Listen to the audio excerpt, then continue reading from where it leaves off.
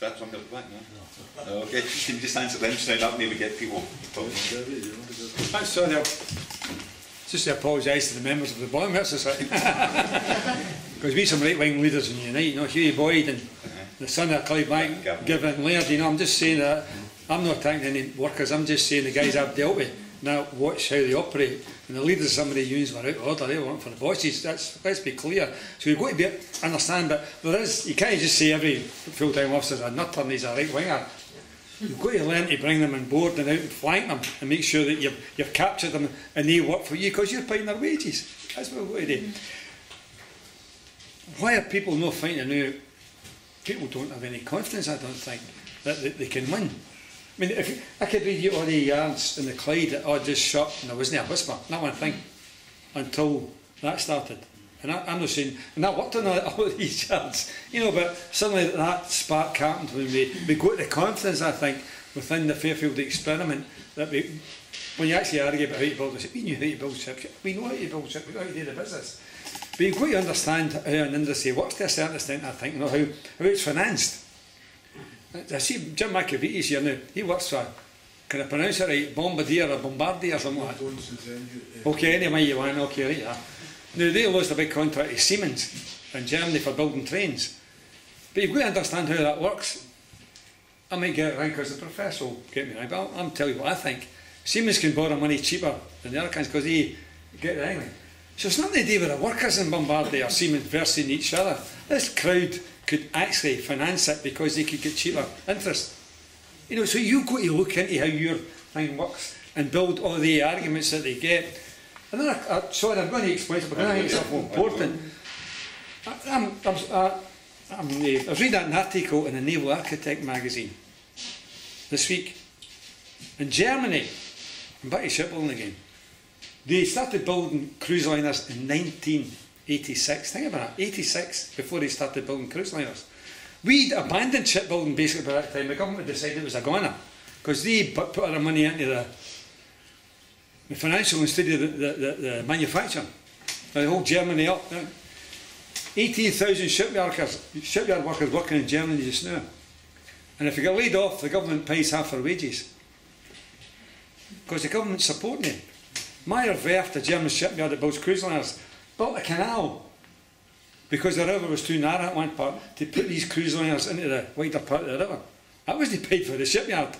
That was paid by the government, the state governments in Germany. I'm just saying, it's politics, how you finance things. It's not to do with German workers versus British workers or anything else. And the Italians and the French and the Norwegians and the Finns all build massive ships and their wages are double ours, I think. You know, I'm just saying, it's political, it's financial. So when you're arguing your argument, you've got to find out all these things out and do the business, you know. Can I go on a wee bit? Classic story, I mean, I'm arguing with Wilson, no, the guy, no, I know Harold, the guy, he works for the new car industry, Brian Wilson. He used to have long hair. He did the Sky Free press, I think his haircut, and became a right winger. Doesn't have to be a haircut. He was a minister. So we were in arguing with him about the shipbuilding subsidies. And I'd read it in the Lloyd's News or the Herald or something like that. He says to me, get me all that information, because I could use it. And I went, you must be kidding, son. I says, you've got MI5, MI6, every embassy in every country in the world, and I've read the Herald and I've got you supply me information. You must be the stupid, I think I'm the stupidest guy in Christendom. So you've got to know your industry, you've got to know the story, and know when somebody's kidding you on, and you'll win if you can do that.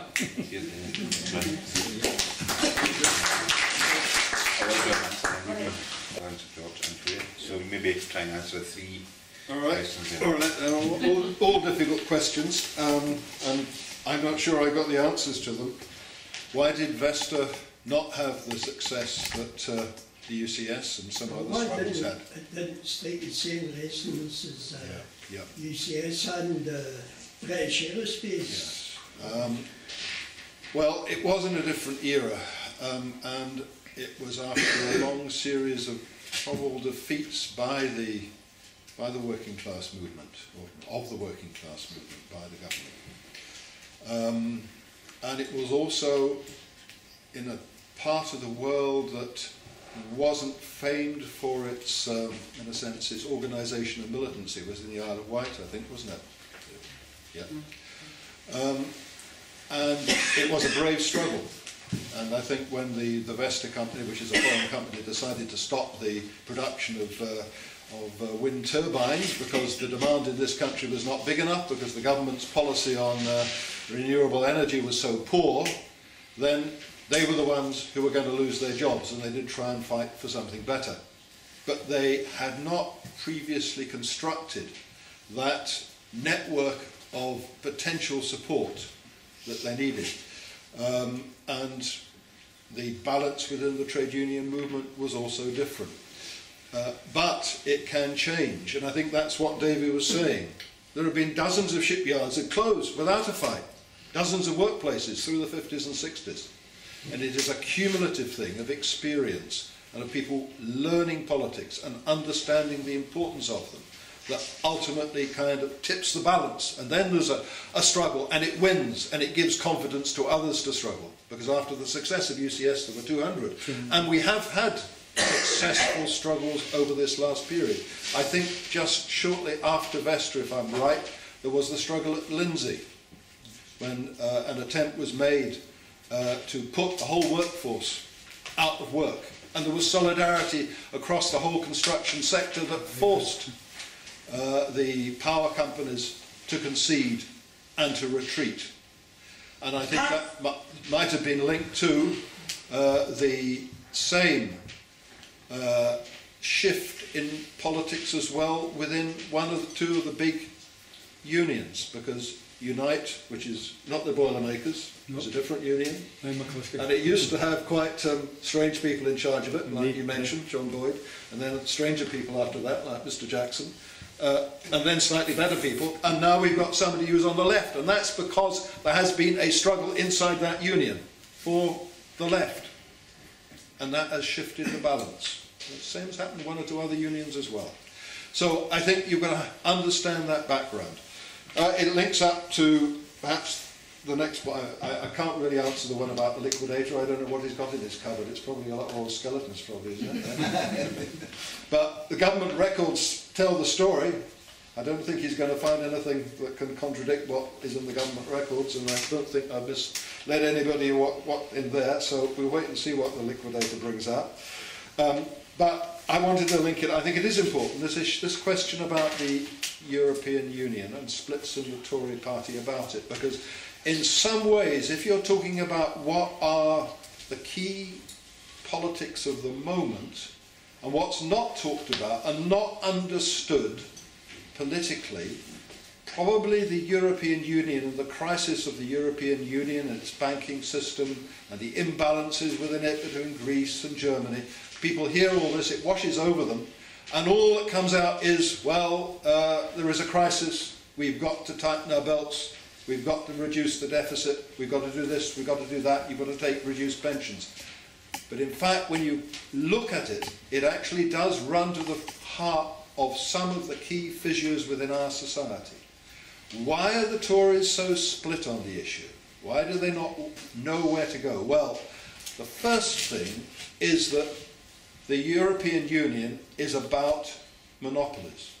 You've heard it being said it's about the free market. Well, in a sense, it is a free market. It's one great free fire zone in which the biggest companies can destroy the smaller ones. And that's been going on for the last 25 years and more. And that's why, of course, you've got the crisis in Greece, because the big German and French monopolies have gone in and they've knocked out the productive capacity of manufacturing in Greece and Portugal and Spain. And so those countries buy the goods from Germany and France. And the banks then lend the money so they can go on buying the goods. And then suddenly there's a debt and it's got to be paid. And the banks have lent too much and they're in difficulties. And there's a crisis. And then the rules of the European Union are enforced. That debt's got to be paid by squeezing working people. And that's what they're doing at the moment.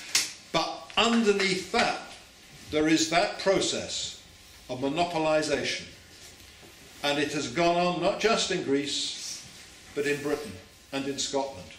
the dominance of the big firms, British, American, French and German, and the erosion of small business. And small business is still the base of the Conservative Party. That's where they get their votes from. Not many in Scotland, but across Britain, that's where they get their votes from. That's their base. That's how they organise. That's how they are able to get out and put their message across, because they've got all those people. But they are disenchanted, and they do understand it's to do with the rules of the European Union and how that works against them. And so the Conservative Party at the top has to have some kind of rhetoric that is against the European Union. But there's another side to it, and it's even more critical, especially in this country. You probably noticed, it was 2 weeks ago, the French and the German big business monopolists have been at each other's throats about how to find the money to be able to solve their banking problems. But they suddenly came together because they had a good idea. We'll tax the banks. We'll tax financial services. Remember that? And where was that tax going to land? 80% of it would have come from the City of London. £50 billion. Because the great bulk of financial services and banking and insurance across the European Union is controlled by the British and American banks in the City of London. And of course, that is the major reason why they are in the European Union. It is to control that market, not manufacturing, they've given that away, but Britain acts as an agent above all for the American banks based in the City of London. So they want that market. They want to be in the European Union. They want to control that immensely lucrative market. But now those contradictions within the European Union itself are forcing the French and the Germans to say, well, we've got to tighten up the Eurozone. We're going to have a much tighter political unit. We're going to have transfer payments. We're going to have to find the money for that to enable the Greeks and the Portuguese and the rest to be able to remain part of it, part of this immensely lucrative market for our monopolies, and we're going to have to pay for it. Now, they want to pay for it in part by taxing the British. The British want to be in that market, but they don't want the tax. So they've got an enormous problem, and we're going to see it emerge over this coming period, with the Americans tapping on their shoulder.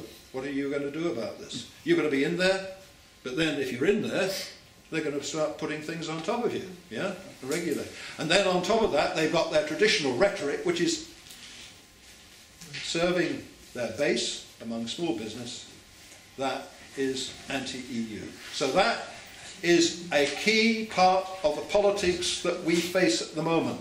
If we're going to split this government between the Lib Dems, who are, well, they're just strange people, but they love the European Union because maybe they're a bit soft-headed, they don't know what it's all about, probably. They're just, a lot of them are ex-bankers and all that kind of thing. I think Mr. Clegg is an ex-banker, isn't he? So they like the European Union. And the Tories, on the other hand, are split, they don't know where to go, and there is a potential of splitting this government over that issue. And it is a matter of trying to link the key struggles that Tommy was talking about, this attempt to destroy the public sector and thereby destroy trade unionism, because that's its base today, that's where the trade unions are strongest, and the Tories know that, and at the same time to create a new basis for profit for the private sector through privatisation, because that's the second part of the agenda: destroy trade unionism, privatise, redevelop, privatised education and health to make millions and billions for these companies based in the City of London and ultimately owned by the hedge funds and the banks. Destroy the public sector. Now, what they're using as cover is, of course, the rules of the European Union about deficit reduction, the deflationary rules, and